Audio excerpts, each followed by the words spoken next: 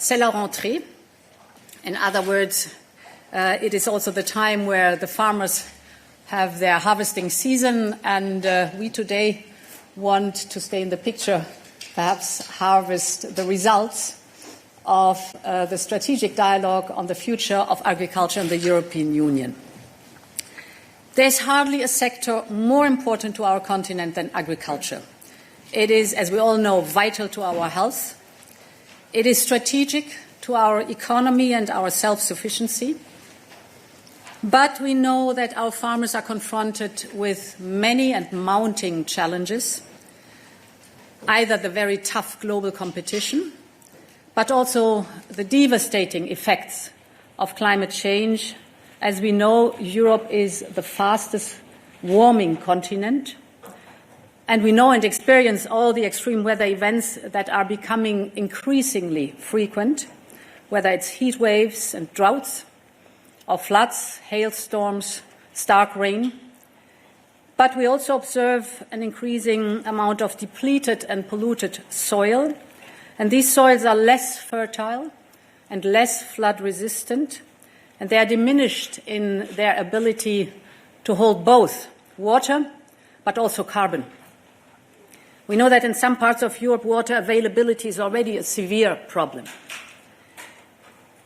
Now, the farming community is among the first victims of these crises. But at the same time, the sector holds many solutions to mitigate or sometimes even reverse the effects. And we're not starting from scratch. As you know, we have done an important progress towards more sustainability. That has been done by all the sectors and actors in the sector. But we all know that more ambitious steps have to be taken.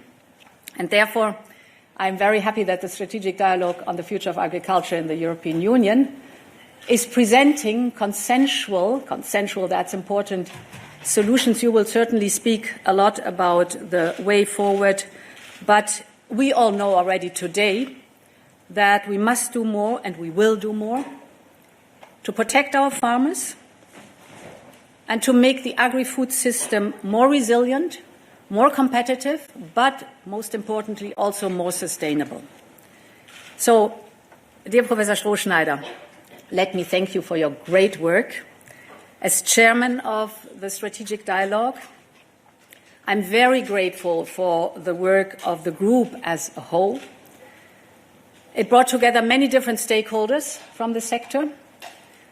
You had big producers and small farmers, young farmers. You had scientists and environmental groups, financial organizations, but also consumer organizations and many others around the table. They all represent the extraordinary diversity of the agri-food sector, and of course they also represent the complexity of the agri-food value chain. Now, I had the pleasure to see that group at work on three different occasions during plenary sessions. And for me, it was very interesting to see the way they worked, the way they grew together, and the dynamics that evolved within this group. And over the process, how committed they all were as a group to finding common solutions. And I think this in itself is already a big success, because it shows that with the right structures in place, it is possible to move beyond a polarized debate and to create trust, the much needed trust. So this is a very positive lesson to draw from your mandate, but of course the content is as important. Perhaps to finalize, what's next? My team and I will, of course, study carefully the recommendation in the report. These recommendations then will feed into the vision for agriculture and food, and I will present this vision, or we call it roadmap, within the first 100 days of the next mandate. There are already some key objectives outlined in my political guidelines. The first is we need to ensure fair and sufficient income to our farmers, because thanks to the European farmers, Europe has the best quality food in the world, so they must get the livelihood they deserve. Yes, we have the European Common Agricultural Policy, the CAP, that already provides 300 billion euros, and this till 2027. In parallel, we must have a good look at the agri-food value chain, because we see that too often farmers are the weakest link in this value chain. Some are forced to systematically sell their products below production costs, and that cannot be. Therefore, in March of this year, the Commission put forward recommendations to improve farmers' negotiating power, and I think we should together continue building on a fairer system. The second point, very important, we must support an agriculture that works for nature and with nature. And we know that this can only be done with an efficient system of rewards and incentives. As I said, farmers are among the first to fundamentally feel the effects of climate and environmental changes and crises. At the time, unsustainable agriculture and structures that are unsustainable and practices themselves do contribute and fuel the climate crisis. But on the other hand, the agriculture sector holds many solutions to mitigate and to adapt to climate crisis. So sustainable agriculture is therefore an extremely important instrument. You've been working a lot on it.